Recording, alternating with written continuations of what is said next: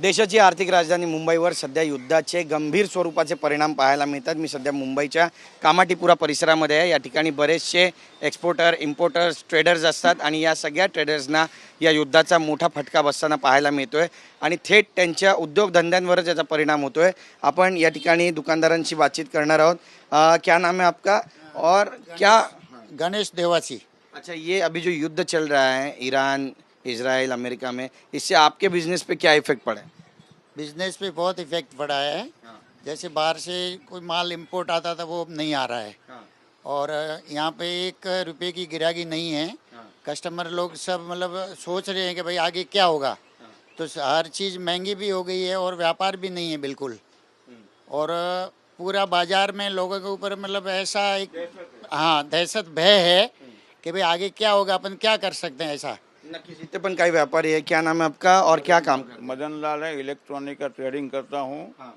अभी मार्केट का हालत बहुत ख़राब है।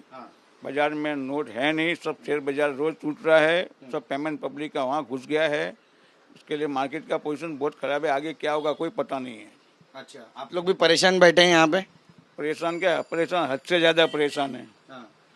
कोई कस्टमर है ही नहीं तो कहाँ से क्या करेंगे बैठे बैठे। आपका क्या बिजनेस था, क्या करते?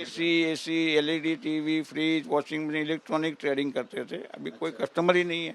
अच्छा, तो ये युद्ध की वजह से हुआ है या कोई दूसरा रीजन है? 70% युद्ध की वजह, 30% मंदी की वजह से। अच्छा, तो क्या बताया जा रहा है? अभी कुछ बताया जा रहा है, आगे कुछ होगा? कोई भरोसा नहीं है, अभी तक कोई रिपोर्ट नहीं है। माल भी आ नहीं रहा है, भाव बढ़ रहे हैं सब।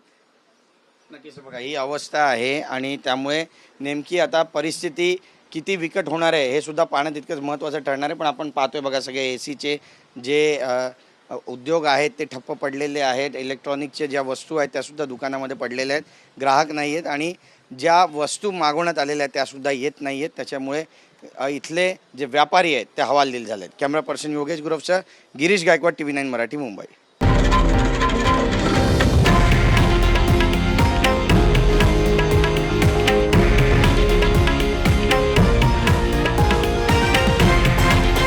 हे आहे देशातील नंबर 1 न्यूज नेटवर्क आणि आपण पाहत आहात TV9 मराठी, एकमेव।